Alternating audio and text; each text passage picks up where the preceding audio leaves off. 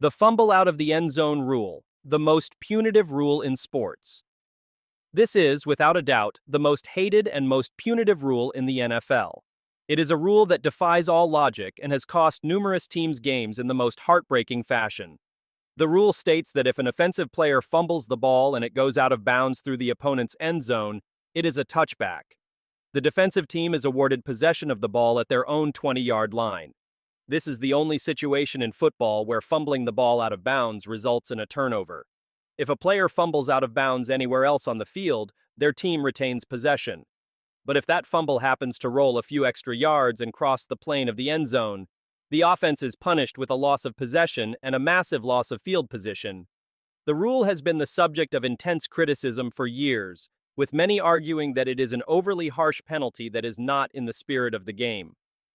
The most famous recent example of this rule's cruelty was in a 2018 playoff game between the Minnesota Vikings and the New Orleans Saints. Vikings quarterback Kirk Cousins fumbled the ball at the 1-yard line and it rolled out of the end zone.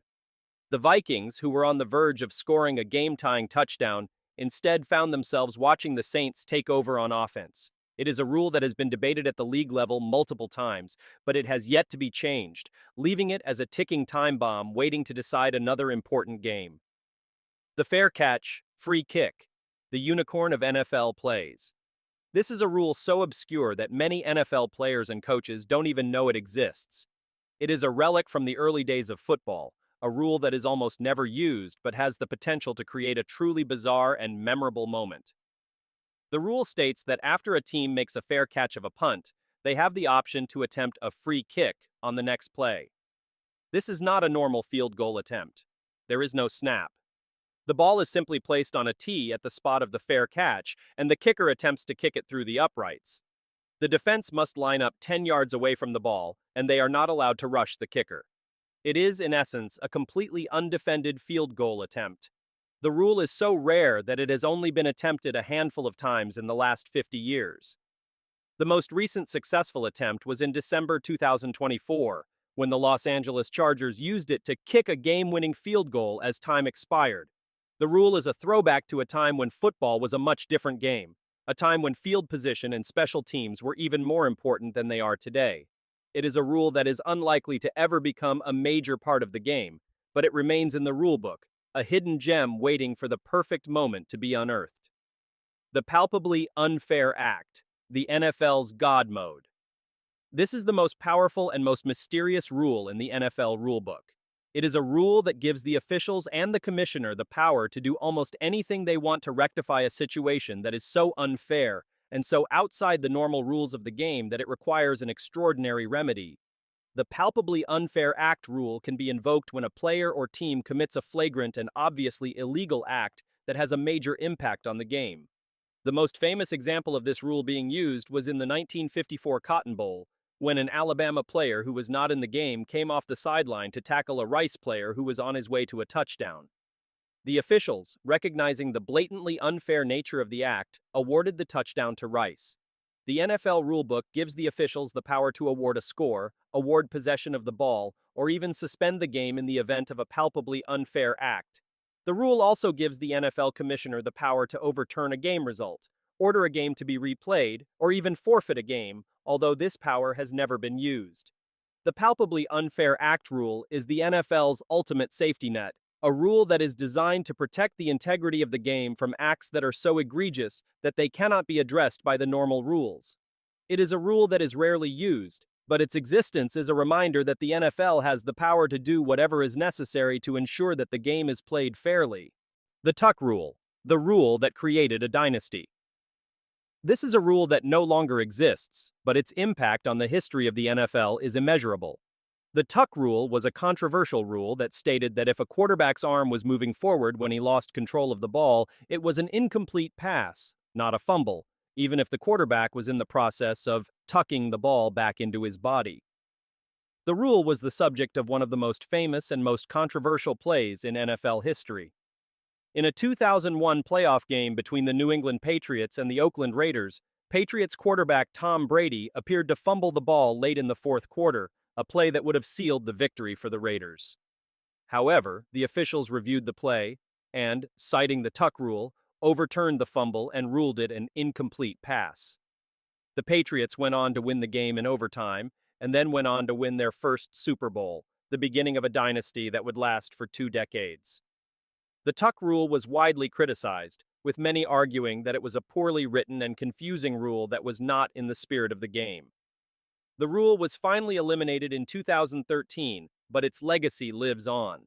It is a rule that will forever be associated with Tom Brady, the New England Patriots, and one of the most pivotal moments in NFL history. The Calvin Johnson rule: what is a catch? For years, the NFL's catch rule was a source of endless confusion and controversy. No one, it seemed, knew what a catch was. The rule was so convoluted and so open to interpretation that it led to a series of high-profile and controversial calls that left fans and players alike scratching their heads.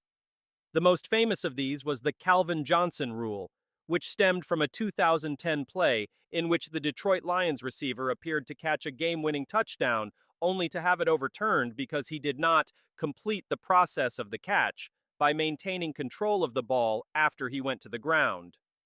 The rule, which required a receiver to maintain control of the ball all the way through the process of going to the ground, was widely criticized as being overly technical and counterintuitive.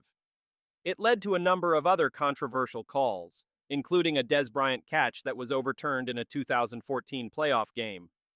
The NFL finally simplified the catch rule in 2018, eliminating the going to the ground language and making it easier for officials to determine what is and is not a catch. But the legacy of the Calvin Johnson rule lives on, a reminder of a time when the simplest act in football was anything but. The Holy Roller Rule, the rule that banned the intentional fumble. This is a rule that was created to stop one of the most bizarre and most controversial plays in NFL history. The Holy Roller was a 1978 play in which the Oakland Raiders, trailing the San Diego Chargers with seconds left on the clock, intentionally fumbled the ball forward into the end zone, where it was recovered by a Raiders player for a game-winning touchdown. The play was legal at the time, but it was so obviously against the spirit of the game that the NFL created a new rule to prevent it from ever happening again. The Holy Roller Rule states that on fourth down, or in the final 2 minutes of a half, only the player who fumbled the ball can advance it. If any other offensive player recovers the ball, it is placed at the spot of the fumble. The rule is designed to prevent teams from intentionally fumbling the ball forward to gain an advantage, and it has been effective in doing so. The Holy Roller remains one of the most infamous plays in NFL history, a moment of bizarre genius that led to a rule change that is still in effect today. The overtime rules, the coin toss that decides games. The NFL's overtime rules have been a source of controversy for years. For a long time, the first team to score in overtime won the game, which meant that a team could win a playoff game without their offense ever touching the ball. This led to a number of high-profile games being decided by the flip of a coin, with the team that won the coin toss often going on to win the game on their first possession. The NFL has made several changes to the overtime rules over the years in an attempt to make them more fair. The current rule for the regular season is that each team gets a possession unless the first team to possess the ball scores a touchdown. In the playoffs, both teams are guaranteed a possession. But even with these changes, the overtime rules remain controversial. The coin toss still plays a huge role in determining the outcome of the game, and there is still a significant advantage to getting the ball first. The debate over the NFL's overtime rules is likely to continue for years to come, as the league continues to search for a system that is both exciting and fair. The illegal bat rule: don't punch the pigskin. In the chaos of a loose ball, a player's first instinct might be to knock it towards a teammate or out of bounds. But the NFL has a specific rule against this, known as the illegal bat. A player cannot bat a loose ball forward towards the opponent's end zone, nor can they bat it in any direction in the end zone. The rule is designed to prevent players from gaining an unfair advantage by intentionally directing a loose ball. The most infamous example of this rule, or rather the failure to enforce it, came in a 2015 game between the Detroit Lions and the Seattle Seahawks. Lions receiver Calvin Johnson fumbled the ball just before crossing the goal line. As the ball lay in the end zone, Seahawks linebacker K.J. Wright intentionally batted it out of the back of the end zone. This should have been a penalty, which would have given the ball back to the Lions at the 1-yard line.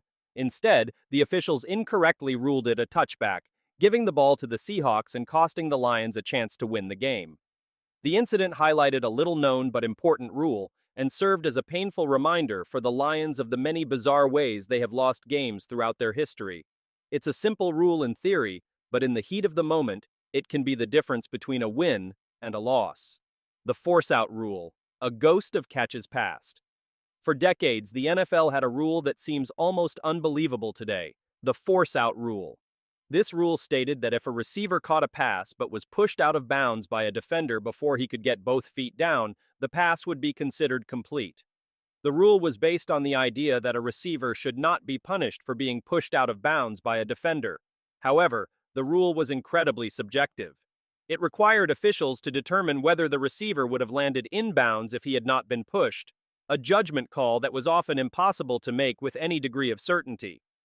The rule led to countless arguments and controversial calls, as players, coaches, and fans debated whether a receiver was truly forced out or simply failed to get his feet down. The NFL finally eliminated the force-out rule in 2008, simplifying the catch rule to require a receiver to get both feet down inbounds, regardless of contact from a defender. The elimination of the force-out rule was a major step towards a more objective and understandable catch rule, but the memory of it lives on, a ghost of a time when a catch could be made without ever actually touching the ground inbounds. Winning with an illegal tackle, the overtime loophole. This is perhaps the most bizarre and counterintuitive rule in the entire NFL rulebook. It is a rule that allows a team to win a game by committing a penalty. The rule only applies in overtime, and it is a product of the league's complex overtime procedures. The rule states that if a game is in sudden death in overtime, meaning both teams have had a possession or the first team scored a touchdown, and a player commits a penalty that prevents a game-winning score, the game is over and the team that committed the penalty wins. For example, if a team kicks a field goal on the first possession of overtime, and then on the ensuing possession, the other team's player intercepts a pass and is running for a game-winning touchdown, a player on the first team can tackle him by the face mask or horse collar, and even though it is a penalty, the game is over and the first team wins. The logic behind the rule is that once both teams have had their opportunity to possess the ball in overtime, the game is in sudden death, and any play that prevents a score effectively ends the game. It is a rule that seems to reward illegal play, but it is a necessary evil to prevent overtime from going on forever. It is a rule that is unlikely to ever be used, but it remains in the rulebook, a strange and fascinating loophole in the fabric of the game.